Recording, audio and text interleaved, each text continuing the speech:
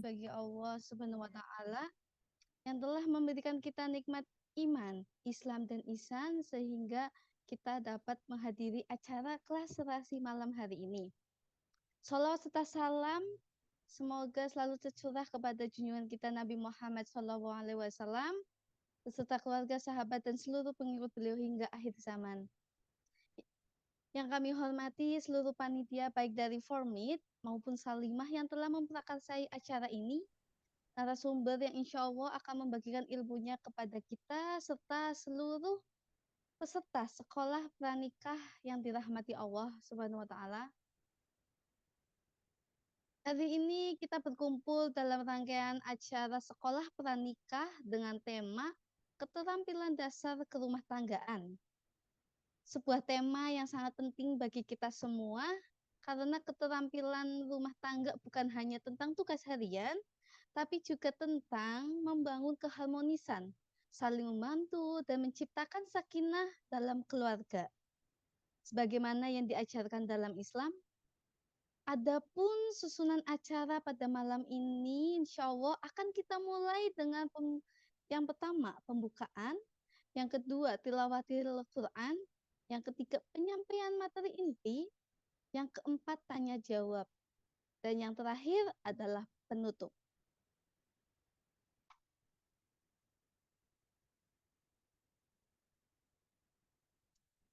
Untuk membuka acara ini, marilah kita membaca basmalah bersama-sama. Bismillahirrahmanirrahim. Semoga dengan bacaan basmalah tadi, acara ini diberkahi dan memberikan manfaat untuk kita semua. Selanjutnya, acara yang kedua, marilah kita dengarkan tilawah ayat suci Al-Quran yang dibacakan oleh Mbak Niswatul Qanaah. Kepadanya kami persilahkan. Baik, terima kasih Mbak Ani. Bismillahirrahmanirrahim. A'udzu billahi minasyaitonir rajim. Bismillahirrahmanirrahim. Ar-rijalu qawwamuna 'alan nisa'i bima faddalallahu ba'dahum 'ala ba'din wa bima anfaqu min amwalihim. فالصالحات قانتات حافظات للغيب بما حفظ الله واللاتي تخافون نشوزهن فعظوهن واهجروهن في المضاجع واضربوهن فإن أطعنكم فلا تبغوا عليهن سبيلا إن الله كان عليا كبيرا وإن خفتم شقاق بينهما فابعثوا حكما من أهله وحكما من أهلها إن يريدا إصلاحا يوفق الله بينهما إن الله كان عليما خبيرا واعبدوا الله ولا تشركوا به شيئا وبالوالدين إحسانا وبذي القربى واليتامى والمساكين والجار ذي القربى والجار الجنب والصاحب بالجنب وابن السبيل وما ملكت أيمانكم إن الله لا يحب من كان مختالا فخورا الذين يبخلون ويأمرون الناس بالبخل ويكتمون ما آتاهم الله من فضله وأعتدنا للكافرين عذابا مهينا صدق الله العظيم. Baik, saya kembalikan lagi ke Mbak Ani. Terima kasih. Terima kasih Mbak Niswa. Semoga lantunan ayat suci Al-Quran yang baru saja kita dengarkan menambah keberkahan dalam acara kita hari ini, serta menguatkan keimanan kita semua. Amin ya rabbal alamin. Selanjutnya, tak perlu berlama-lama, langsung saja kita memasuki acara inti, yaitu penyampaian materi yang akan disampaikan oleh narasumber kita, yaitu Ustazah Terry Ade Wirawati, ST Sarjana Teknologi. Assalamualaikum, Bu Ustazah. Waalaikumsalam. Suara saya Oke, terdengar, Mbak? Alhamdulillah suaranya terdengar. Oke, Ah, sebelum kita mulai, izinkan saya sedikit membacakan CV dari beliau. Beliau adalah eh, beliau adalah Ustazah Terry Ade Wirawati, kelahiran asli dari Madiun. Selain menjadi seorang istri dan ibu, beliau juga saat ini bertugas sebagai ASN atau aparatur sipil negara di PUPR Kabupaten Madiun. Tidak hanya itu, beliau juga saat ini diamanahi sebagai Kepala Departemen Ekonomi Salimah di Kabupaten Madiun. Nggih. Eh, Kemudian pendidikan terakhir beliau adalah sarjana arsitektur dari Fakultas Teknik UNS. Kebetulan sama nih Bu, kita satu alma mater dari UNS. Masya Allah. Ya, Beda oke, angkatan ya, Mbak? tanpa belum berlama-lama lagi, waktu dan tempat kami persilahkan kepada Bu Ustazah Ferry Ade Wirawati. Makasih. Nggih. Terima kasih waktu dan layarnya. Bismillahirrahmanirrahim. Assalamualaikum warahmatullahi wabarakatuh. Alhamdulillah. Alhamdulillahirabbil alamin. Wassalatu wassalamun ala asrofil anbiya'i wal mursalin wa ala alihi wa sahbihi ajmain. Asyhadu an la ilaha illallah wa la syarikalah wa asyhadu anna Muhammadan abduhu wa rasuluhu nabiyya ba'dah. Rabbi shrah li sadri wa yassir li amri wa hlul 'uqdatam min lisani yafqahu qawli. Yang terhormat Ketua Salimah Taiwan, buat Mbak Afifah ya. Di sini tadi nggak ada sambutan ya. Jadi nggih, maaf kalau ada kekeliruan penyapaan. Yang kami hormati panitia penyelenggara dari Formit maupun Salimah Taiwan, gitu, nggih, dan para peserta di ruang Zoom yang dirahmati Allah. Kami sampaikan terima kasih jazakumullah khairan katsir atas kehadirannya. Ada sekitar 26 peserta. Semoga Allah berkahi pertemuan kita pada hari ini gitu nggih. Jadi kalau sekarang gitu ya tanggal 26 April 2025 ini pas sekali malam Ahad ya atau malam Minggu gitu ya. Sebenarnya biasanya kalau orang umum atau kebanyakan ini waktunya hangout gitu ya, waktunya nongkrong gitu ya. Tapi di sini semoga teman-teman yang berada di ruang Zoom ini mendapatkan pahala lebih gitu ya ketika meluangkan waktunya untuk menuntut ilmu gitu. Jadi semoga di pertemuan ini menjadi alternatif gitu ya, alternatif untuk merefresh diri gitu ya. Sesuai dengan amanat dari panitia, kemarin saya dihubungi oleh Mbak Yanti gitu ya, untuk memberikan materi tentang keterampilan dasar kerumah tanggaan yang kisi-kisinya ada berhubungan dengan keilmuan kami di jurusan arsitek gitu. Jadi nanti ketika memang materi yang kami sampaikan itu ada istilah-istilah yang berbau kearsitekan atau tidak umum gitu, mohon untuk dimaafkan gitu ya. Eh, kita telan dulu gitu ya, kita telan dulu, kunyah pelan-pelan gitu, baru kita pahami gitu sambil berjalan. Nanti kalaupun ada pertanyaan, nanti pun kalau ada sharing-sharing gitu, kita bahas insya Allah gitu. Bisa di-share Mbak slide-nya? Bisa, Bu, kami bantu sebentar. Ya,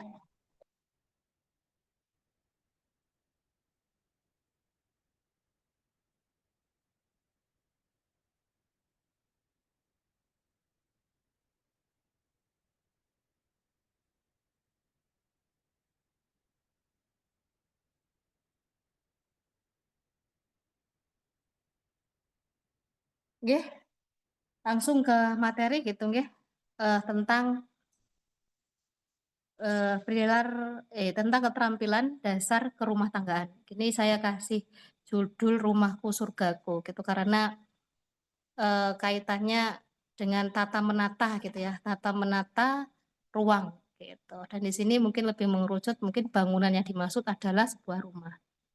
Next, Mbak. Kita masuk. Nah, ini adalah prolognya gitu ya. Prolognya di sini saya ambilkan yang pertama adalah pedoman hidup kita. Saya ambilkan dari Al-Quran, surat An-Nahl ayat 80. Allah menjadikan bagimu rumah-rumahmu sebagai tempat tinggal. Gitu. Jadi di dalam Al-Quran gitu ya, ada 24, kurang lebih ada sekitar 24 ayat yang mengandung arti rumah atau tempat tinggal gitu. Kadang Al-Quran atau Allah menggunakan kata bait, dar ataupun makan gitu. Kalau di Quran surat An-Nahl 80 ini eh, Allah menggunakan kata bait atau baitun seperti itu. Jadi memang yang namanya rumah itu tidak bisa dipungkiri lagi dia merupakan salah satu kebutuhan pokok gitu ya setelah pangan, sandang dan yang terakhir itu papan. Jadi rumah memang sesuatu yang menjadi kebutuhan primer kita gitu. Yang selanjutnya prolognya 4 hal yang membawa kebahagiaan yaitu perempuan solihah, rumah yang luas, tetangga yang baik dan kendaraan yang enak gitu. Hadis riwayat Ibnu Hibban. Di sini rumah yang luas gitu ya. Rumah yang luas menempati posisi nomor 2 gitu. Jadi rumah yang luas di sini ada yang mengartikan secara tersurat, bukan tersirat gitu. Jadi arti sebenarnya bahwa yang namanya rumah yang luas itu sesuatu yang membawa kebahagiaan begitu. Yang selanjutnya saya ambilkan dari Vitruvius. Arsitektur yang baik harus memenuhi 3 prinsip: firmitas atau kekokohan, utilitas fungsi, venusitas keindahan.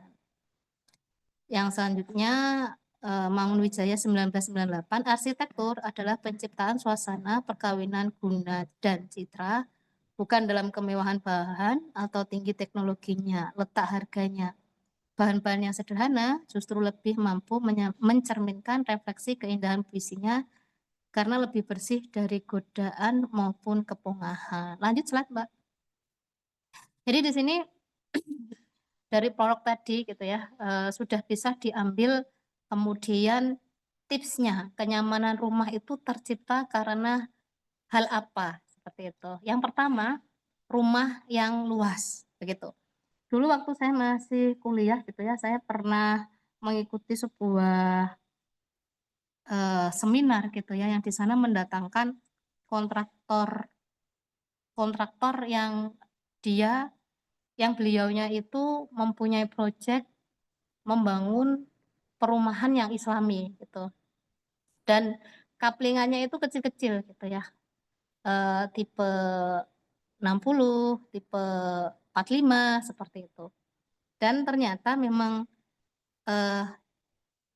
luas rumah gitu ya, itu membawa dampak bagi penghuninya gitu. Jadi rumah yang luas di sini lebih pada arti yang sebenarnya gitu ya, arti yang tersurat bukan yang tersirat gitu ya. Banyak yang mengartikan secara tersirat itu rumah yang luas berarti penghuninya lapang dadanya, bukan, tapi ternyata memang benar-benar rumah yang luas dari sisi dimensi atau ukuran gitu.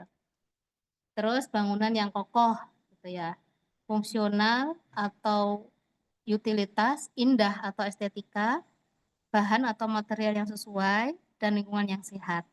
Kita bahas satu persatu ya. Next, Mbak. Ya, luas. Di sini luas gitu ya, sesuai ukuran dan kebutuhan gitu nggih. Jadi pas. Nah, istilahnya adalah dia pas gitu. Saya ambilkan contoh ya, di samping itu ya. Kelihatan nggih, teman-teman, Bapak Ibu? Saya ambilkan ada ya Mbak Andi. Kelihatan mboten? tabel di samping? Ya, kelihatan. Kelihatan ya? Kelihatan. Nggih. Oke, peserta bisa membaca ya? Oke. Jadi di sini saya berikan contoh sebuah ukuran gitu nggih, sebuah ukuran yang menyesuaikan dengan kebutuhan. Nah, di sini saya ambilkan dari data arsitek karangan Neo, data arsitek jilid 1. Ini ada living room atau ruang keluarga ya, luas segi. Nah, sirkulasi 20%, jadi total ruang yang dibutuhkan untuk kemudian mendapatkan sebuah ruang keluarga yang nyaman itu 17,83 meter persegi. Gitu.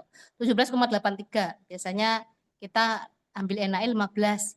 Berarti 15 bisa jadi 3 kali 5, seperti itu. 3,5 kali 4,5, seperti itu. Kamar tidur untuk 2 orang, 12 meter persegi dengan sirkulasi 20%. Sirkulasi ini penting ya untuk kemudian tetap dihitung karena sirkulasi ini yang menentukan salah satu kenyamanan. Kalau hitungannya bisa jadi per orang butuh ruang sirkulasi itu 1,2 meter persegi, seperti itu. Jadi kamar tidur total sebuah kamar tidur yang nyaman nggih 14,4 meter persegi. Ini bisa jadi berarti kamar tidur itu ketika pengen nyaman gitu ya, dengan ada bednya itu 14,4 atau 3 kali 4 gitu, atau 3,5 kali 4 seperti itu. Kamar mandi juga total 6,42, dapur 13,38. Jadi total hunian tipe 1 kamar itu untuk nyamannya 52,03 meter persegi. Gitu.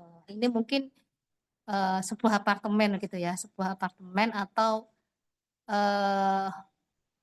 kafling gitu, kafling tipe 50 gitu, seperti itu. Lanjut.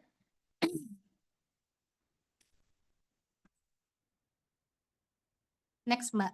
Nah, ini saya beri contoh lagi gambaran tentang ruang. Di sini saya ambilkan gambaran tentang dapur gitu ya, dapur yang menjadi istananya para ibu-ibu gitu ya. Dapur menjadi sesuatu yang urgent juga gitu ya. Dan ketika memang hobinya memasak, jadikanlah dapur Anda itu sebagai rumah kedua atau sesuatu yang menjadi konsentrasi untuk didesain dengan sebaik-baiknya. Jadi di sini dapur sesuai dengan ukuran itu ada standarnya. Tapi jangan sesuaikan standar orang lain. Yang harus dijadikan standar itu adalah diri kita sendiri yang akan menggunakan gitu ya. Kalau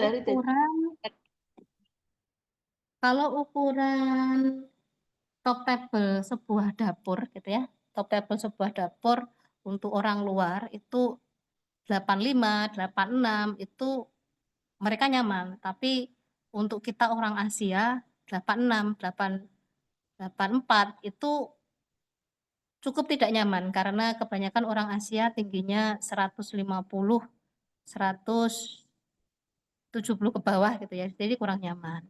Dan di sampingnya itu ada sebuah gambaran gitu ya bahwa lebar manusia itu 90 gitu ya. Ketika dia miring itu 40. Jadi sebuah sirkulasi yang nyaman itu perlu diperhatikan juga gitu ya. Dan juga dihitung seperti itu. Jangan sampai ruang yang didesain atau ruang-ruang yang kita miliki itu terlalu sempit seperti itu. Terlalu luas juga nggak bagus juga gitu. Tapi yang terlalu sempit itu akan jadi masalah. Seperti itu.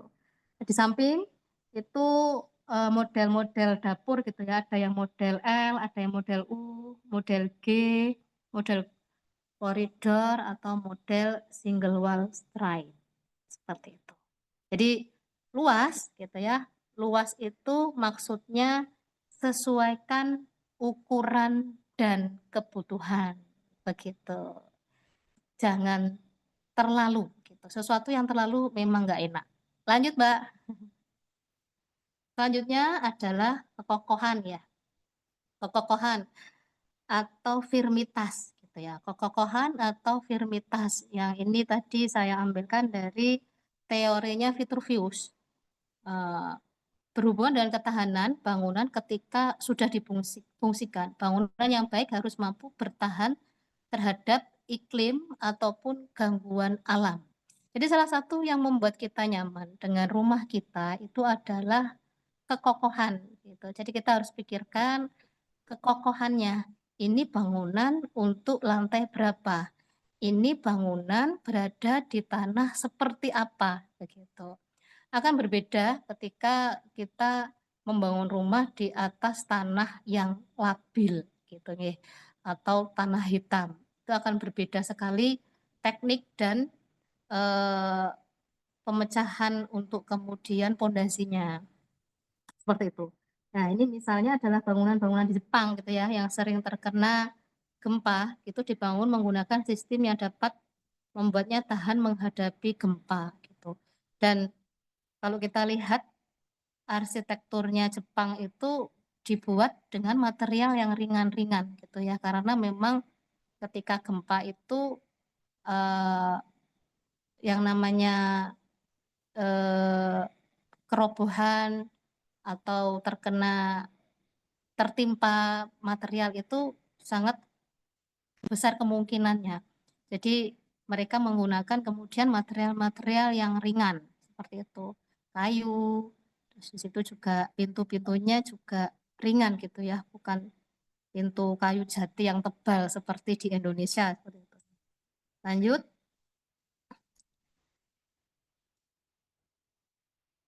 Nah, yang selanjutnya adalah fungsional atau utilitas. Nah, jadi memenuhi aspek utilitas dengan baik artinya desain yang dihasilkan harus dapat berfungsi sesuai kebutuhan penggunanya. Harus sesuai dengan kebutuhan penggunanya, seperti itu. Misalnya ketika kita membangun rumah gitu ya, dan kita menginginkan sebuah kolam renang, dia berfungsi enggak sesuai kebutuhan tidak gitu ya, atau hanya nafsu sesaat gitu ya, atau berfungsi tapi tidak terlalu prioritas lah seperti itu, hal-hal seperti itu silahkan untuk kemudian dijadikan pertimbangan begitu. Melibatkan pemikiran tentang bagaimana orang akan menggunakan bangunan atau ruang tersebut gitu. Jadi semoga ruang-ruang yang dibangun gitu ya atau rumah-rumah yang kita desain itu benar-benar sesuai dengan kebutuhan kita gitu. Bisa jadi tadi kalau saya sampaikan teman-teman di sini atau ibu-ibu di sini suka memasak, bisa jadi dapur itu menempati prioritas pertama gitu ya. Kamar kecil aja gitu. Kamar bisa jadi 3x4 aja. Saya butuh dapur 5x5 misalnya seperti itu. Jadi silahkan untuk kemudian yang namanya bangunan itu dibilang nyaman, dia harus berfungsi dan memenuhi aspek utilitas. Lanjut, Mbak. Selanjutnya itu adalah indah atau estetika. Lanjut. Nah, indah atau estetika. Sesungguhnya Allah Maha Indah dan menyukai keindahan, gitu ya. Allah itu indah dan menyukai keindahan. Di sini hadis riwayat Muslim. Jadi kalau mau lebih lengkapnya hadis riwayat Muslim ini, ya Tuhan kami, saya bacakan. Ya Tuhan kami, tidaklah Engkau menciptakan sesuatu ini sia-sia. Sebentar. Oh, salah. ini. Tidak akan masuk surga, maaf, tidak akan masuk surga orang yang dalam hatinya ada kesombongan seberat biji debu. Ada seorang yang bertanya, sesungguhnya setiap orang suka memakai baju yang indah dan alas kaki yang bagus. Apakah ini termasuk sombong? Rasulullah bersabda, sesungguhnya Allah Maha Indah dan mencintai keindahan. Kesombongan itu adalah menolak kebenaran dan merendahkan orang lain. Jadi kalau hubungannya dengan kemudian arsitektur gitu ya, eh, ketika kita memang menyukai, misal ketika kita memang menyukai sebuah material yang dia tergolong budgetnya tidak murah gitu ya, dan kita mampu, silahkan gitu. Jangan sampai itu menghalangi kita kemudian takut dibilang sombong. Seperti tadi ya hadis riwayat Muslim ini yang ada sahabat yang mengatakan setiap orang suka memakai baju yang indah dan alas kaki yang bagus. Apakah ini termasuk sombong? Tidak, gitu ya. Bukan. Karena sesungguhnya Allah Maha Indah dan mencintai keindahan. Kesombongan itu adalah menolak kebenaran dan merendahkan orang lain. Jadi ketika kita kemudian mampu untuk membuat rumah yang bagus, membuat rumah yang luas, membuat rumah yang estetis gitu ya, dan itu menyenangkan kita gitu ya, ya sudah, silahkan dibangun gitu ya. Akan ada pro kontra itu sudah biasa. Yang penting kemudian kita bisa bertanggung jawab dengan apa yang kita buat gitu. Ada juga di Quran surat Ali Imran ayat 191 nggih. Rabbana ma khalaqta hadza batila subhana faqina adzabannar. Ya Tuhan kami, tidaklah Engkau menciptakan semua ini sia-sia, Maha suci Engkau, lindungilah kami dari siksa neraka. Jadi ketika Allah menciptakan yang ada di bumi ini dan itu untuk kita sebagai khalifah gitu ya, silahkan dimanfaatkan gitu ya. Yang penting tidak berlebihan. Yang selanjutnya Vitruvius gitu ya. Tadi Mbak masih tadi. Jadi Vitruvius sendiri tokoh arsitektur sendiri berpendapat bahwa keindahan universal dapat dipelajari dari alam. Gitu. Jadi keindahan itu bisa dipelajari dari alam. Gitu. Dan keindahan itu erat kaitannya dengan subjektivitas. Gitu. Subjektif. Orang satu dengan orang yang lain parameternya atau standar tentang indah itu berbeda-beda seperti itu. Jadi bangunan yang dirancang dengan baik dapat menjadi karya seni yang mempercantik lingkungan sekitarnya dan memberikan pengalaman visual yang positif. Jadi ketika kita mempunyai rumah yang estetis, rumah yang lain daripada yang lain, bisa jadi menjadi tetenger gitu ya. Rumahnya Mbak Ani yang mana? Rumahnya Mbak Ani yang itu yang kubus warna orange seperti itu. Jadi ketika kita punya sesuatu yang indah dan itu mencolok, itu bisa jadi menjadi tetenger. Ya, tetenger itu simbol gitu, atau maskot jadi di lingkungannya. Lanjut. Ini ada orangnya ya, saya seperti bicara sendiri. Ada Bu, kami semua di sini mendengarkan dengan Oh ya. seksama. Oke. Yang selanjutnya adalah bahan atau material. Ya, jadi salah satu yang kemudian tips untuk kita nyaman itu adalah pemilihan bahan atau material. Satu orang dengan orang yang lain, dia memiliki kecenderungan. Tadi ya, keindahan satu orang dengan orang yang lain itu berbeda. Ada yang suka mungkin material kayu, maka rumahnya pun kayu. Ada yang suka rumahnya itu modern, jadi dia buat industrialis atau modern, atau ada yang senang klasik. Jadi bahan atau material itu kemudian silahkan disesuaikan dengan seleranya masing-masing, seperti itu. Jangan disesuaikan dengan selera tren sekarang, jangan gitu. Jadi kalau di sini saya menekankannya atau mungkin lebih pada berpesannya adalah gunakan material yang ramah lingkungan dan efisiensi energi, seperti itu. mempertimbangkan dampak lingkungan, sosial, dan ekonomi dari bahan yang digunakan dalam konstruksinya. Seperti itu. Dalam era yang semakin peduli lingkungan, desain bangunan juga harus mempertimbangkan aspek berkelanjutan. Gitu nggih. Jadi bangunan yang ramah lingkungan. Istilah yang mudah dipahami adalah bangunan yang ramah lingkungan. Bangunan yang mampu merespon alam. Begitu. Lanjut, next. Nah, yang selanjutnya adalah sehat. Ya, ketika kita ngomong sehat, berarti rujukan kita adalah Permenkes mungkin ya. Kalau lebih resminya itu saya berikan catatan tentang rujukan yang bisa dibuka, dibaca. Bangunan sehat itu seperti apa menurut Permenkes. Kita ada Permenkes nomor 2 tahun 2023. Terus PP nomor 66 2014 tentang kesehatan lingkungan. Terus itu juga Permenkes nomor 1077 tentang pedoman penyihatan udara dalam ruang rumah. Terus Kepmenkes 829 Menkes itu tentang persyaratan kesehatan perumahan. Jadi sebuah desain yang baik juga mempertimbangkan faktor-faktor seperti pencahayaan alami, ventilasi, dan pengaturan suhu untuk menciptakan kondisi yang nyaman dan sehat bagi penghuninya. Di Permenkes itu dijelaskan gitu ya, dijabarkan juga tentang pencahayaan gitu, pencahayaan, penghawaan gitu.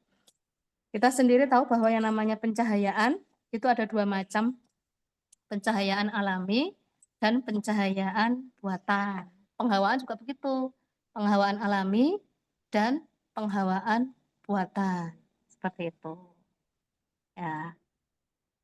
Dan untuk sebuah desain yang bagus gitu ya, yang ramah lingkungan, yang dia bisa merespon alam, dia bisa kemudian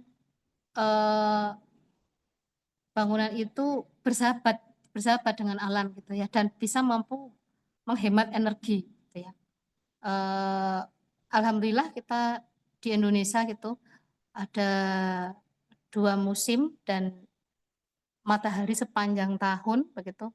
Itu desain yang bagus adalah desain yang bisa memasukkan penghawaan alami dan penghawaan dan pencahayaan alami sebesar-besarnya ke dalam rumah. Jadi mengurangi energi atau pemakaian lampu, pemakaian AC, pemakaian kipas angin di waktu siang hari. Seperti itu. Lanjut. Nah, ini tentang seni menata. Jadi kita masuk ke seni menata gitu ya. Tatanan arsitektural diciptakan ketika pengorganisasian bagian-bagiannya menampakkan hubungan satu sama lain serta struktur secara berkelanjutan. Poin yang kedua, tatanan harus dipahami sebagai sesuatu yang sangat penting dalam pemberdayaan fungsi sistem terorganisasi manapun juga, entah fungsi fisik atau mentalnya. Jadi tata menata itu sebenarnya sesuatu yang bukan hal asing ya bagi kita. Insya Allah kita sudah diajari oleh orang tua kita gitu sejak kecil untuk belajar menata gitu ya, minimal menata tempat tidurnya seperti itu. Jadi menata itu insya Allah sudah hal yang dekat dengan diri kita. Tinggal bagaimana mengasahnya gitu ya, menjadi sesuatu kebiasaan, menjadi orang yang tertata gitu. Apalagi salah satu muasofah kan juga tertata waktunya, tertata urusannya, seperti itu. Lanjut. Nah, di sini ada prinsip menata, ada 6. Yang pertama sumbu. Suatu sumbu dapat diperkuat oleh sisi yang membatasi searah panjangnya. Jadi ketika kita menata, prinsip menata itu yang pertama adalah sumbu, gitu ya. Sumbu. Ketika kita menata, oh ini ada apa namanya garis tengahnya atau sumbunya seperti itu. Contohnya di sini adalah ketika kita membuat atau bertemu dengan sebuah koridor. Nah, ini koridor ini bisa disebut sebagai sumbu dalam sebuah ruangan. Yang kedua, simetri. Nah, ketika kita menata, simetri itu salah satu yang diperhitungkan, gitu ya. Penekanan bentuk dan ruang yang sama seimbang terhadap suatu garis bersama. Terus hierarki. Nah, prinsip menata yang selanjutnya adalah hierarki. Suatu perbedaan dalam bentuk dan ruang untuk menunjukkan derajat, kepentingan, peran-peran, fungsional, format, dan simbolis. Jadi hierarki di sini ketika kita menata, gitu ya, menata apapun, misal contoh kalau bisa menata mungkin menata buku gitu ya, menata buku kita, ya bisa dihierarkikan gitu. Mana yang prioritas, mana yang penting, mana yang sering kita baca itu mungkin berada di rak yang mudah untuk kita ambil seperti itu. Mana yang sudah dibaca, mana yang kemudian kurang diminati, itu mungkin di rak yang agak jauh lah, seperti itu hierarki. Disesuaikan dengan kepentingan peran-peran seperti itu ya. Fungsional dan formatnya. Repetisi itu pengulangan. Itu berdasarkan ukuran, bentuk, karakteristik, detail atau warna. Jadi repetisi itu pengulangan. Di sini mungkin contoh yang mudah adalah warna. Warna itu di suatu rumah, ya, jadi ketika kita ingin mewarnai atau mengecat rumah kita gitu ya, satu warna itu memberikan kesan membosankan gitu ya. Tapi jangan juga ketika kita mengecat warna itu tidak ada kesinambungan gitu, tidak ada kesinambungan. Jadi tidak bisa terbaca rumah ini dominan apa seperti itu. Ya, jadi ketika bermain repetisi soal warna, ketika kita memunculkan warna hijau gitu ya, itu bisa muncul kembali di ruang kita sebelah mana di dalam rumah seperti itu. Itu namanya repetisi. Terus datum. Datum ini mungkin sesuatu yang agak ini ya, agak asing di telinga kita. Datum itu sinonimnya terperinci, tertentu, spesifik, kekhususan, titik gitu. Saya beri ilustrasinya di sini adalah walk-in closet. Walk-in closet itu lemari yang komplit gitu ya. Terus juga dapur dengan segala perintilannya. Jadi ketika kita menata gitu ya, itu dikumpulkan, dikelompokkan seperti itu. Ini bagian benda yang harus ada di mana. Ini termasuk peralatan untuk apa. Nah, seperti itu. Jadi terperinci, tertentu, spesifik, khusus seperti itu. Nah, yang selanjutnya adalah transformasi. Transformasi itu prinsip-prinsip tentang konsep arsitektur atau organisasi dipertahankan, diperkuat dan dibangun melalui sederetan manipulasi dan rekayasa perubahan. Jadi transformasi itu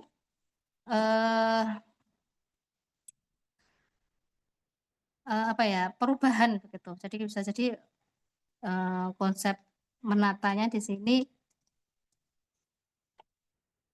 direkayasa atau dirubah seperti itu. Sudah? Mungkin seperti itu teman-teman semua yang bisa saya sampaikan terkait dengan seni menata, gitu ya. Seni menata, keterampilan dasar yang insya Allah kita semua di sini sudah punya gitu ya.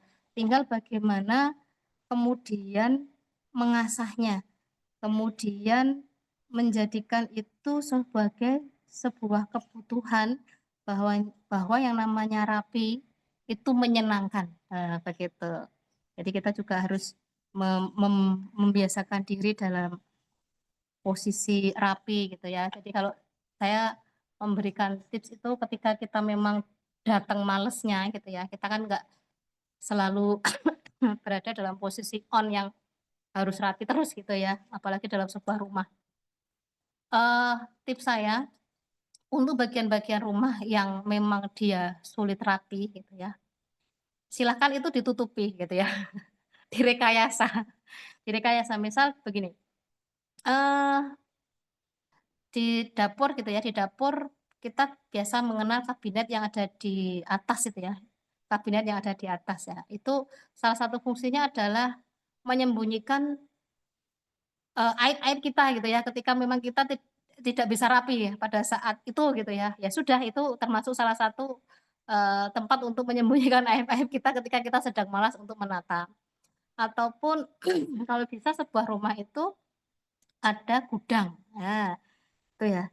Jadi gudang itu kalau bisa dalam sebuah rumah, eee, disediakan, karena dia menyimpan sesuatu barang yang bisa jadi kita tidak tahu ini masuk masuk kategori mana. Kalau datum tadi kan sudah jelas gitu ya. Kadang kita tidak tahu ini masuk kategori mana, ya sudah masukkan saja gudang.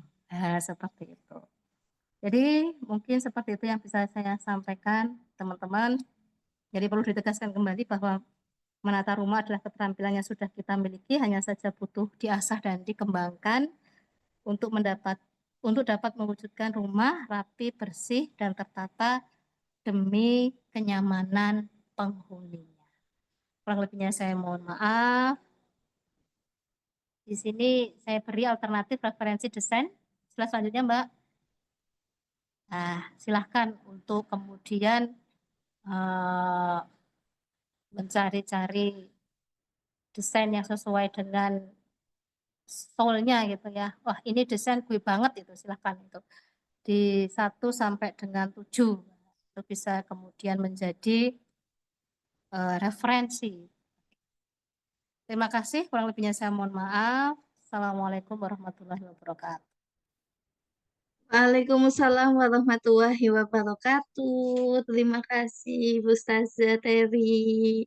Nih kita sudah mendapatkan ilmu baru ya tentang seni menata bangunan atau di generasi saya ini saya menyebutnya itu eh membangun rumah tangga, tapi secara tersurat yaitu membangun rumah yang ada tangganya gitu. Nah, teman-teman, teman-teman barangkali ada yang mau menanyakan terkait tentang seni menata bangunan atau keterampilan rumah tangga yang lainnya bisa disampaikan, bisa melalui chat atau bisa langsung menyalakan mic-nya. Ini waktu yang penting sekali nih untuk memperdalam apa yang sudah kita dapatkan, materi yang tadi.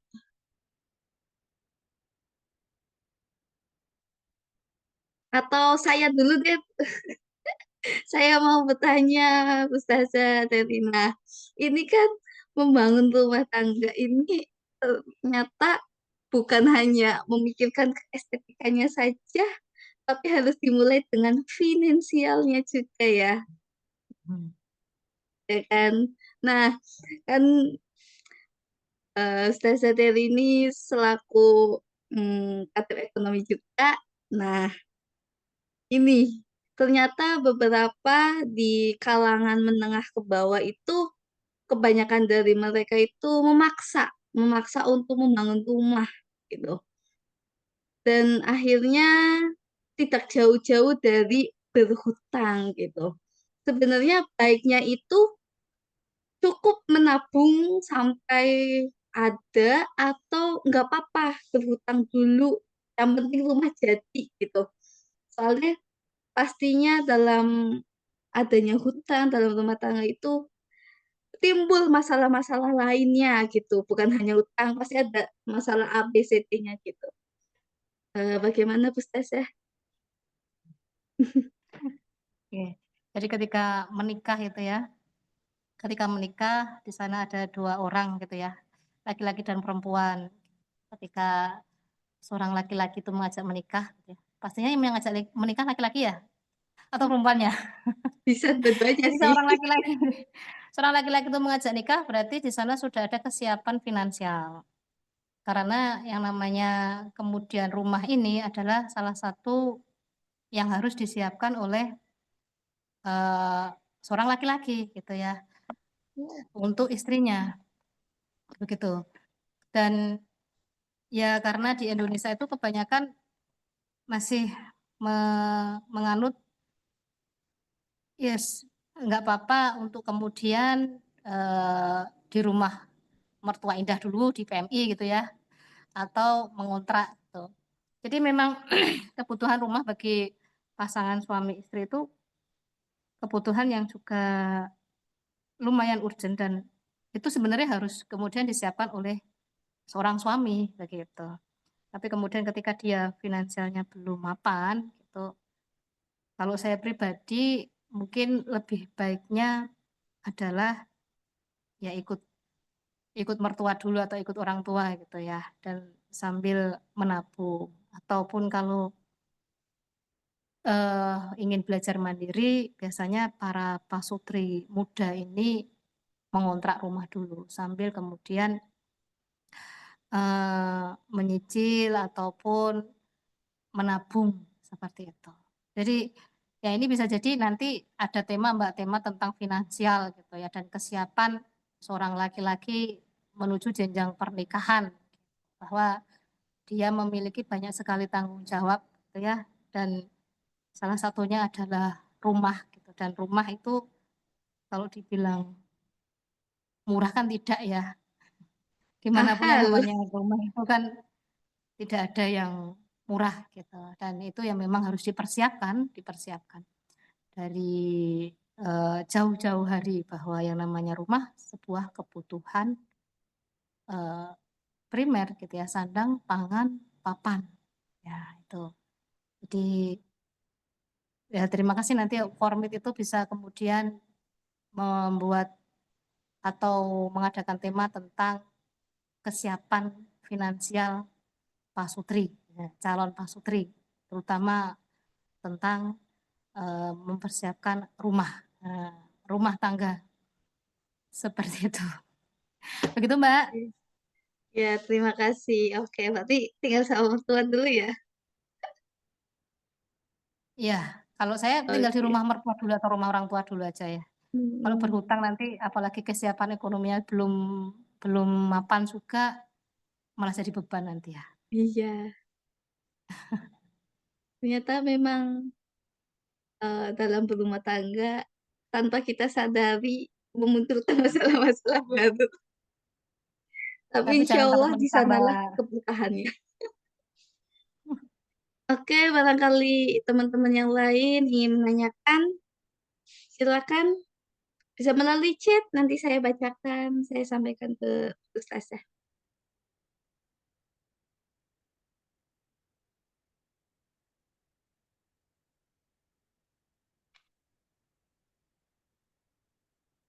Belum ada ya?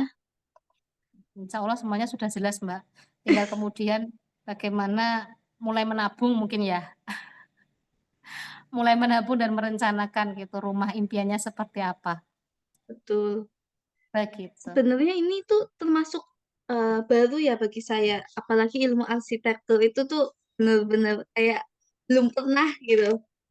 Apalagi terakhir yang terkait estetika itu, eee, pengalaman saya apalagi di rumah-rumah, di rumah ya, orang tua ya, itu ternyata mereka membangun rumah itu tuh bukan memperhatikan estetika lagi, tapi yang penting ada kamar tidur, ada ruang tamu, ada dapur, udah kayak gitu. Ternyata dalam seni menata emang harus memperhatikan estetika gitu. Betul. Untuk Bu Tapi Ustazah Terry sendiri membangun rumah itu, eee, apakah Bu Ustazah mendesainnya sendiri? Kalau saya ya. Jadi begini, Ah, rumah itu, eee, harus tadi kalau saya bilang fungsional, jadi disesuaikan dengan pemiliknya gitu ya. Ada seorang pemilik yang kemudian dia berkarakter ekstrovert gitu ya, yang dia nggak masalah ketika tamu kemudian, dibuka ruang, dibuka pintu utamanya sudah langsung dapur, itu ada yang nyaman gitu. Tapi ada sebagian orang yang mereka nggak nyaman dengan desain seperti itu gitu, bahwa tamu itu tidak bisa mengakses yang namanya ruang makan atau dapur secara langsung, seperti itu kan ada. Jadi memang, saya tadi tekankan bahwa yang namanya rumah itu silahkan kemudian didesain fungsionalnya dan juga estetikanya, dan itu disesuaikan dengan selera kita. Kita tuh maunya seperti apa, kita itu orangnya seperti apa, seperti itu.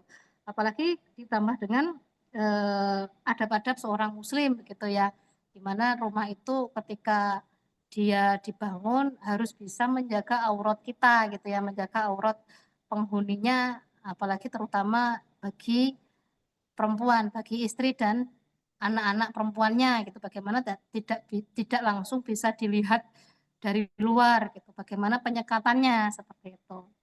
Dan kalau saya tadi, sampaikan di sana tentang luas gitu ya, rumah yang luas itu, dan memang itu adalah sesuatu yang tersurat gitu, bukan tersirat. Luas di sini memang benar-benar luas.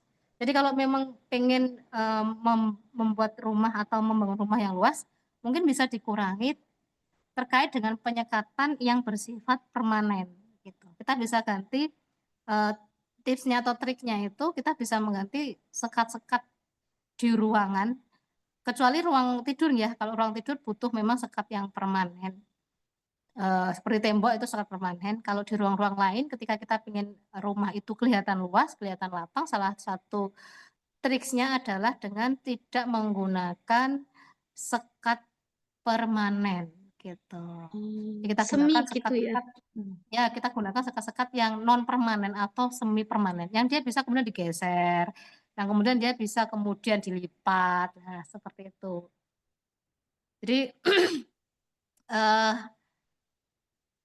ya itu, monggo disesuaikan dengan, apa namanya, kebutuhan dan juga gue bangetnya itu di mana. Nah, seperti itu. Oke, untuk rumah kayaknya teman-teman sudah jelas ya. Nah, saya mau tanya Mhm. lagi nih, Bu Saza. Kemudian kan dalam keterampilan dasar rumah tangga itu termasuk juga tentang tugas harian gitu. Bagaimana sih pembagian tugas harian antara istri dan suami biar sama-sama adil? Apakah ini sama-sama adil ataukah memang ada bagian yang misal salah satu peran yang lebih besar atau bagaimana ini pembagian yang ideal itu seperti apa? Pembagian membangun rumah atau pembagian kerjasama di Pembagian dalam tugas? tugas rumah tangga. Kalau tugas rumah tangga insya Allah itu sudah ada bagiannya masing-masing ya. Suami sebagai kepala rumah tangga tugasnya mencari nafkah dan lain sebagainya, istri sebagai, ibu, itu ada bagian-bagiannya. Eee, Mungkin kalau tema itu bisa jadi, di lain kesempatan mungkin Mbak ya, dengan narasumber yang sudah Mmm, berpengalaman puluhan tahun mungkin ya. Tapi pada intinya yang namanya tugas kerumah tanggaan itu ya harus bersama-sama. Ya, rumah tangga kan isinya suami, istri, dan anak. Nggak bisa kemudian, dibebankan kepada ibu saja, tidak bisa kemudian dibebankan kepada anak saja atau kepada ayah saja. Bahkan sebenarnya yang namanya tugas kerumah tanggaan itu anak-anak itu mulai dilibatkan tidak tidak berarti, dia membantu orang tua membereskan rumah itu bukan, tapi memang dia harus membereskan rumahnya dia gitu. Jadi ini bukan kemudian membantu ibu, bukan, tapi itu tugas, memang tugas gitu ya. Memang memang tugas, bukan membantu tapi tugas, gitu. Jadi untuk rumah sendiri, eee, memang harus ada kerjasama antara anggota keluarga. Begitu. Oke, ini selanjutnya ada Mbak Niswatul Qanaah. Silahkan untuk menyampaikan pertanyaannya. Baik, terima kasih kesempatannya Mbak Ani. Sebelumnya terima kasih juga untuk Bu Teri tadi materinya yang sangat insightful ya untuk apa bagaimana mempersiapkan rumah yang ideal gitu ya, kerumah tanggaan dan keterampilan menata. Saya sendiri juga baru ini ya, baru mendapatkan materi yang seperti ini untuk pertama kali dan juga ini masih kalau saya pribadi masih rumah tangga yang eh, baru-baru gitu ya, masih 5 tahun di awal dan kebetulan juga masih belum ada rumah sendiri gitu ya, statusnya masih kontraktor gitu ya, masih ngontrak rumah kalau di Indonesia. Nah, untuk itu mungkin saya eh, mau minta tipsnya mungkin ya Bu, untuk eh, semisal ingin punya rumah itu, apakah eh, sebaiknya bangun dari awal atau eh, yang apa sistem pesan bangun gitu ya, yang sekarang ini yang model seperti itu, pesan bangun atau yang bangun dari awal untuk yang idealnya seperti apa untuk yang pemula seperti itu. Mungkin yang finansialnya masih belum stabil gitu ya, Bu. Sebaiknya menggunakan skema yang seperti apa untuk yang idealnya. Oke, mungkin itu saja dulu, Bu. Terima kasih. Iya, terima kasih atas pertanyaannya. Baru 5 tahun, Mbak, nggak apa-apa, tenang aja. Tapi tetap kemudian yang namanya rumah itu menjadi impian gitu ya. Ya, rumah itu menjadi impian, ada sebuah kemudian kita mau tempat tinggal di mana itu silakan kemudian itu menjadi sebuah list mimpi atau cita-cita yang harus diwujudkan seperti itu. Kalau dibilang enaknya bagaimana, apakah bangun sendiri mungkin ya Mbak ya? Bangun sendiri dari nol atau dibangunkan berarti perumahan begitu ya? Begitu Mbak? Iya, iya betul yang seperti itu. Bangun sendiri berarti nanti beli tanah dulu, terus kemudian beli material sendiri gitu ya. Iya, Kalau dibangunkan kan tinggal kita terima kunci gitu ya, tinggal masuk, tinggal ngisi furniturnya begitu ya. iya betul. Mungkin plus Kalau saya minus. semuanya Bu. Iya, ada plus minusnya semua gitu ya. iya, Plus minusnya membangun rumah gitu ya. Membangun rumah itu eh, dari keilmuan saya dan juga pengalaman saya bekerja di dinas pekerjaan umum gitu ya, bahwa ketika kita sudah hitung semuanya di RAP gitu ya, RAP itu rencana anggaran belanja untuk pembelian material, pembelian tukang. Secara teori, ketika kita misal menganggarkan bahwa rumah itu jadi misal 300 juta. Jadi gitu ya, pasti itu akan ada pembengkakan, Mbak. Itu tidak bisa dihindari itu. Itu tidak bisa dihindari. Makanya bagaimana kemudian kita bijak gitu ya. Ketika kita bijak dan kita istilahnya apa ya? Eh, jadi gini, mendesain dari awal itu lebih baik daripada kita kemudian tidak merencanakannya, dari awal. Jadi kan kalau kita memang pengen bangun sendiri itu silakan berkonsultasi, silakan kemudian kalau ada lebih rezeki itu mungkin bisa meng-hire arsitek gitu ya untuk kemudian mendesainkan. Nah, itu jadi patokan kita gitu. Itu jadi patokan kita, saya mau seperti ini dan harus dan dengan budget seperti ini. Nah, seperti itu harus dijelaskan. Kalau tidak misal kita cuma desain berjalan itu akan lebih bengkak lagi. Terus itu plus minusnya yang bangun sendiri dari nol. Kalau terima kunci, misalnya perumahan gitu ya, eh, itu mungkin lebih simpel gitu ya, lebih simpel. Tapi ya itu tadi ada minusnya adalah kita tidak bisa kontrol tentang material yang dipakai gitu. tentang mutu dan kualitasnya, seperti itu. Kalau enaknya gimana ya, Bu? Silahkan kemudian dirembuk dengan suami, Mbak. Jangan juga Hmm. memaksakan gitu ya. Jangan juga memaksakan. Yang penting mungkin yang menjadi prioritas adalah ketika kita beli sebuah hunian, mungkin yang bisa dijadikan apa namanya ukuran kita adalah bagaimana tetangganya. Nah, seperti itu. Mungkin seperti itu dulu aja ya. Bagaimana tetangganya? Ya sudah kalau perumahan itu baik tetangganya, tapi minusnya seperti ini, ya monggo. Tapi kalau ada uang lebih, dan insya Allah bisa bangun sendiri, ada keluasan rezeki, ya silahkan dimulai dari nol. Begitu. Jadi itu lebih kepada berdiskusi dengan suami. Kuatnya suami seperti apa. Tapi jangan setelah ini terus menuntut suami buatkan saya rumah gitu ya. Jangan ya. Buatkan saya rumah, buatkan saya candi ya, jangan ya. Iya. Baik, terima kasih Bu atas ini tipsnya dan apa pandangan plus minusnya ya bisa jadi pertimbangan ke depan. Iya. Terima kasih. Oke, terima kasih Mbak Nisma dan Usteri. Ini ada pertanyaan lagi Usteri, yaitu dari Mbak Sana, mau tanya Ustazah, jika rumah letaknya di ujung turunan, bagaimana menyikapinya?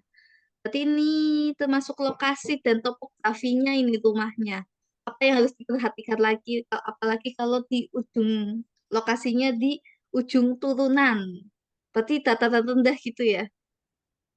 Gitu. Iya, airnya Jika turun rumah kalau letaknya, hujan oh iya, bisa ke arah rumah disampaikan kita. mungkin ini? Oh ya silakan Mbak Sana. Ah, Iya, Ustazah, maaf mau tanya. Ini kan posisi rumahnya tuh di turunan. Nah, rumahnya itu di ujung pas turunan itu. Jadi air itu kalau hujan tuh turun gitu. Memang dikasih apa ya?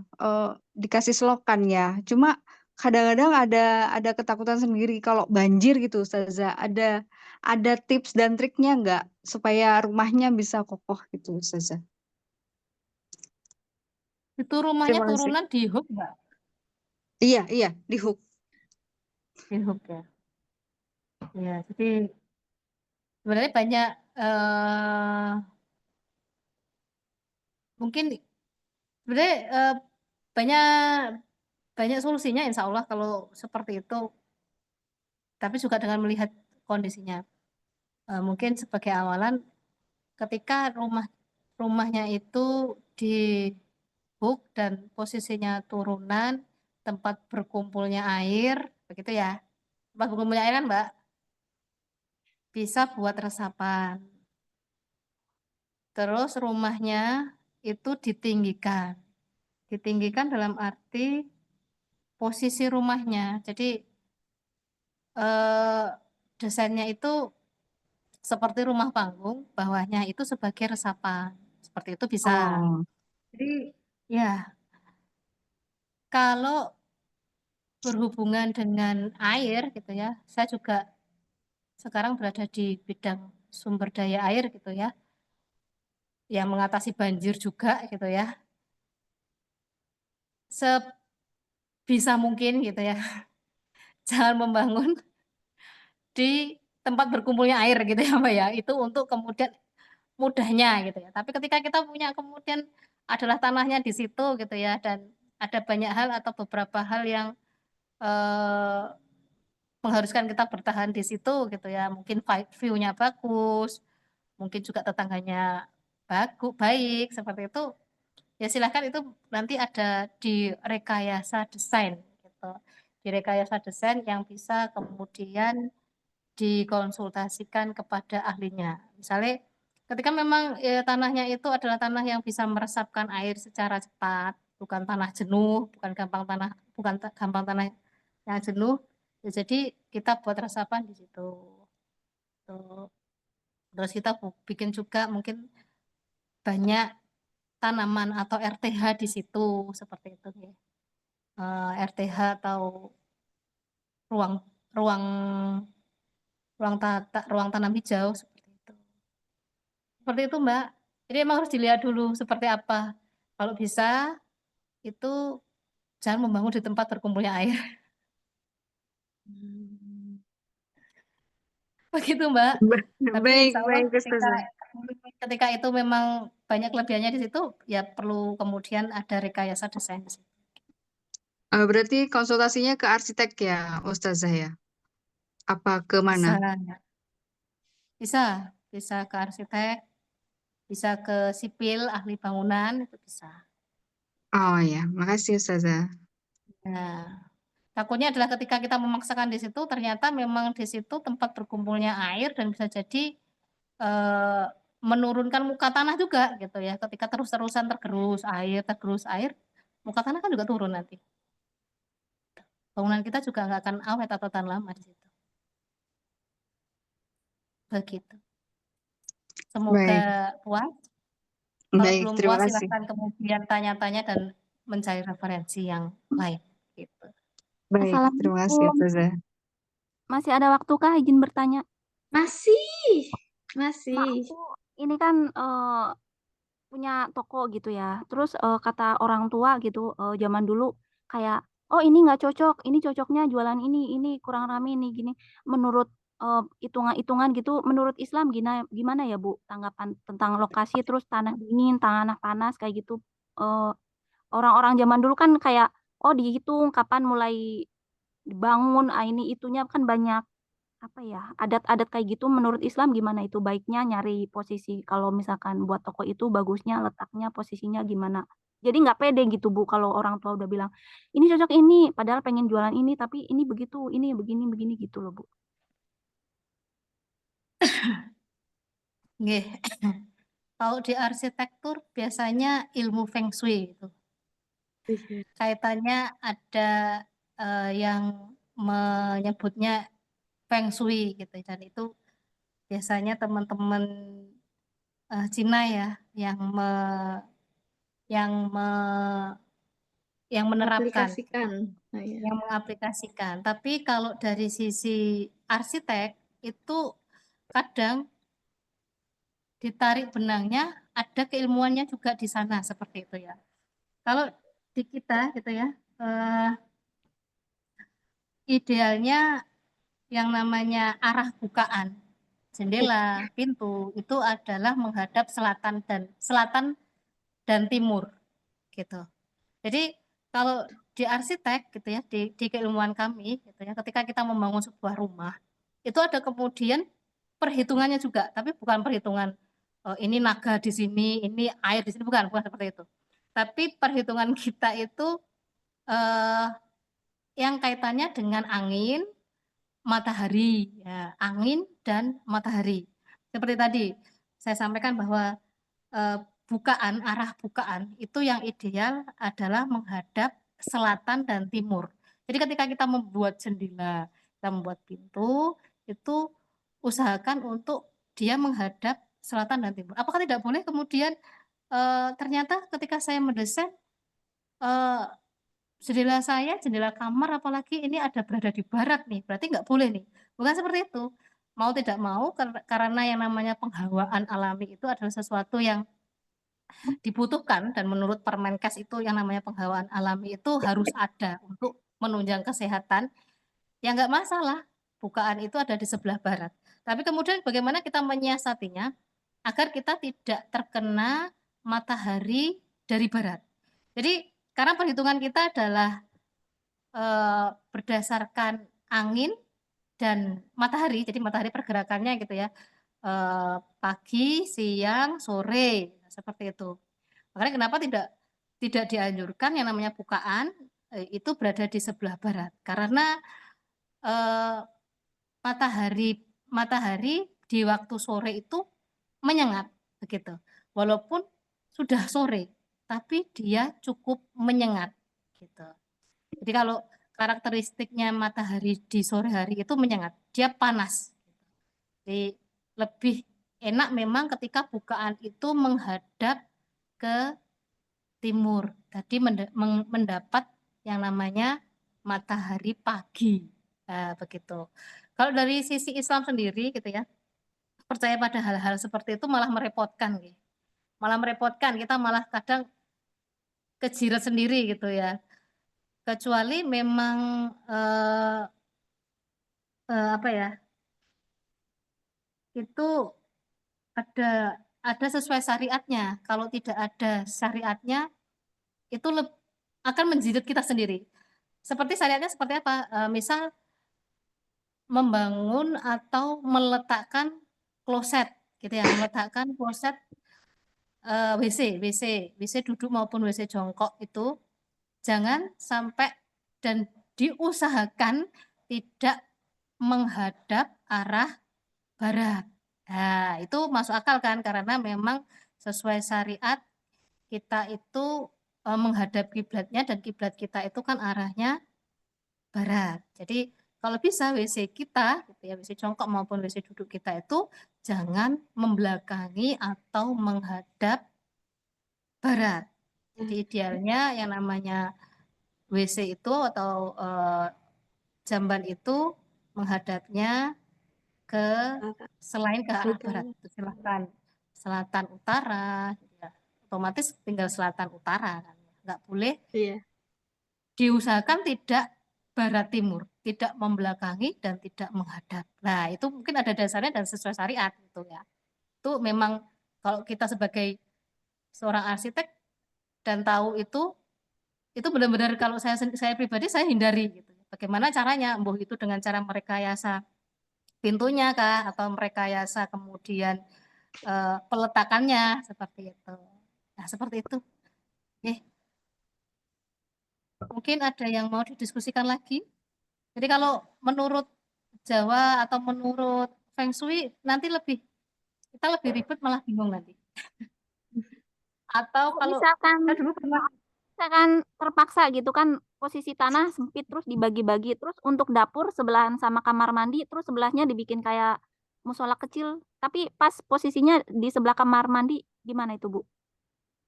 tidak apa-apa. Oh Di boleh sebelah ya. kamar mandi ya, bukan Tapi nggak satu di sebelah ruang, kamar maksudnya mandi. ada dinding gitu. Cuman posisinya udah ada sedikit ruang di situ deket kamar mandi, sebelah dapur, kamar mandi, sama ada sedikit ruang buat sholat gitu. Bolehkah? Tapi dindingnya sebelahnya kamar mandi gitu. Yang penting terpisah. Yang penting jelas terpisah gitu ya, jelas terpisah bahwa kamar mandi kan untuk istilahnya di sana ada kegiatan yang berhubungan dengan najis begitu ya. Itu sudah ada sekatnya, sudah ada pemisahnya, nggak ada masalah. Seperti itu. Yang penting jelas terpisahnya, jelas sekatnya, jelas pembagiannya. Jadi kalau tadi di sini ada saya tentang hierarki itu ya, tentang hierarki itu juga bisa apa namanya ditata itu yang namanya ruang itu. Yang namanya kamar mandi itu biasanya dia lantainya itu akan turun ya. Jadi diusahakan yang namanya lantai kamar mandi itu turun 2 sampai 3 cm gitu. 2-3 cm dari lantai biasa. Jadi ketika ada air ataupun ada najis itu dia tidak ke ruang-ruang yang lain seperti itu. Dan bisa jadi yang namanya musola itu dibuat lebih tinggi seperti itu. Entah 5 cm, entah 8 cm dari yang biasanya. Jadi kita kemudian merekayasa agar musola itu bersih, musola itu suci dan tidak terkotori oleh najis yang ada di kamar mandi. Begitu? Oke. Allah. Terima Oh, kasih ada banyak. pertanyaan lagi dari Mbak Yusnita. Silahkan. Assalamualaikum warahmatullahi wabarakatuh. Waalaikumsalam warahmatullahi wabarakatuh. Ini Bu mau tanya masalah pembangunan rumah Bu ya. Saya pernah dengar kalau kita bangun rumah katanya gitu. Nah, terus lagi bangun itu katanya nggak boleh tukangnya atau siapa yang bikin rumah itu nggak boleh terjatuh katanya, Bu. Terus kalau terjatuh rumah itu harus dibongkar lagi. Nah, itu apakah ada di dalam Islam tentang kata-kata ini, Bu? Saya masih kayak gimana ya, seolah percaya atau enggak. Katanya kalau enggak dibongkar lagi, nggak tahu ke depannya rumah itu akan jadi apa gitu, Bu. Itu saja pertanyaan dari saya. Assalamualaikum warahmatullahi wabarakatuh. Waalaikumsalam Waalaikumsalam. warahmatullahi wabarakatuh. Jadi tukangnya tidak boleh jatuh gitu ya. Harus Hmm. selalu sehat walafiat begitu. Saya malah baru dengar ini, Mbak. Jadi saya malah baru Ya, dengar ini. saya Bu. Jadi kalau saya bekerja di Dinas PUPR, saya pernah di bidang tata bangunan gitu ya. Di sana banyak kuli dan mandor gitu ya. Kadang ada itu yang namanya terjadi kecelakaan kerja. Gitu ya. Dan yang saya temui tidak ada kemudian tupoksi untuk membongkar kembali gitu ya. Karena memang eh, tidak ada hubungannya. Karena memang yang namanya kecelakaan kerja itu bisa terjadi. Kalau di kita untuk bangunan kompleks gitu ya, dan rumah pun sebenarnya harusnya juga ada gitu ya petunjuk-petunjuk untuk kemudian keselamatan atau K3-nya, agar yang namanya tukang dan pekerja-pekerjanya itu selamat ketika membangun. Jadi insya Allah nggak ada, Mbak, harus dibongkar. Oke. Gitu. Yang dibongkar itu bahan dan material. Bahan dan material Ya, itu nilai loh ya, ada uangnya loh ya. ya, karena kebetulan Bu sekarang ini di desa saya kan bangunnya udah sekitar berapa tahun gitu. Nah, terus ternyata di rumah itu saat rumah itu belum siap, ada yang jatuh gitu, Bu. Jadi sekarang rumahnya itu dibongkar gitu. Terus saya tanya, kok dibongkar? Nggak eman-eman biayanya bilang gitu. Saya bilang, ini karena gini-gini ya. Waduh, saya bingung. Kebetulan hari ini malah bahas tentang rumah gitu kan. Iya. Saya tanya. Wah, Insya Allah tidak ada hadisnya, Oh iya, bahwa yang membangun itu jatuh harus membangun ulang, itu nggak ada. oh iya, terus Iya, ya mungkin banyak gitu ya. Memang ini yang harus diluruskan gitu ya, harus diluruskan di masyarakat kita tentang hal-hal yang berkaitan dengan pembangunan rumah yang bisa jadi eh, tidak ada dasarnya, hanya sebuah apa ya, hanya sebuah warisan turun temurun gitu. Kenapa nggak boleh gitu ya? Bae dhewe sik ngono gitu. Ya itu yang mungkin memang perlu diluruskan, dan eh, kita mungkin yang sekarang generasi yang lebih bisa berpikir secara rasional dan logika itu mungkin kemudian menjadi juru-juru dakwah untuk menjelaskan.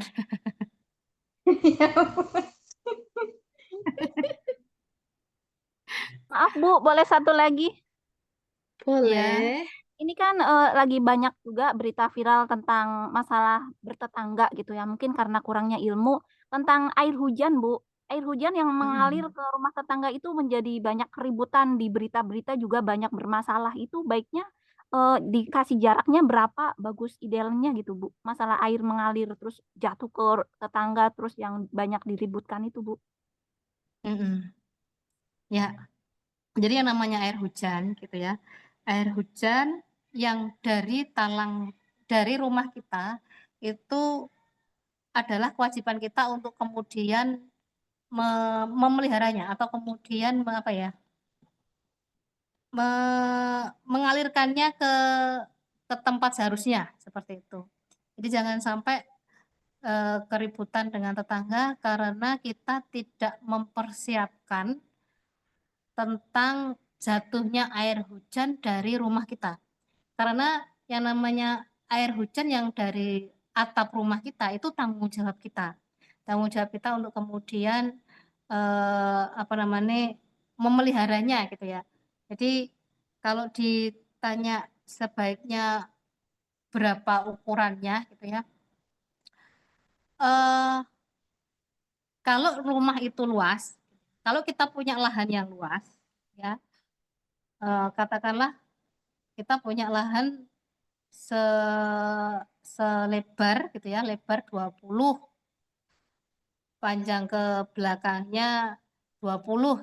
Bisa jadi rumah itu ada di tengah-tengah. Jadi kita mungkin punya taman yang mengelilingi rumah kita. Jadi kita bebas dari yang namanya masalah talang atau masalah air hujan yang jatuh dari atap kita, karena otomatis kan dia langsung jatuh gitu ya. Tapi kalau kemudian luas tanah kita itu terbatas dan itu mau tidak mau mepet gitu ya, berarti kita harus mempersiapkan talang gitu, harus mempersiapkan saluran pembuang air di atap rumah kita. Entah itu berupa talang beton, entah itu berupa talang seng, seperti itu. Kalau kemudian berapa idealnya? Kalau tadi rumahnya itu ada di tengah-tengah karena rumah kita tanahnya luas, ya yang penting kemudian teritis kita nggak sampai melebihi tanah yang kita punya, itu nggak apa-apa. Tapi kalau yang menjadi masalah adalah kita punya tanahnya memang sedikit dan mau tidak mau mepet dengan tetangga, berarti kita harus mempersiapkan talang di atas rumah kita yang itu menampung air hujan yang turun seperti itu. Yang kemudian dia turun ke selokan rumah kita gitu, bukan ke tetangga. Jadi sesuatu yang zolim gitu ya, ketika kita kemudian menyengsarakan tetangga kita gitu ya.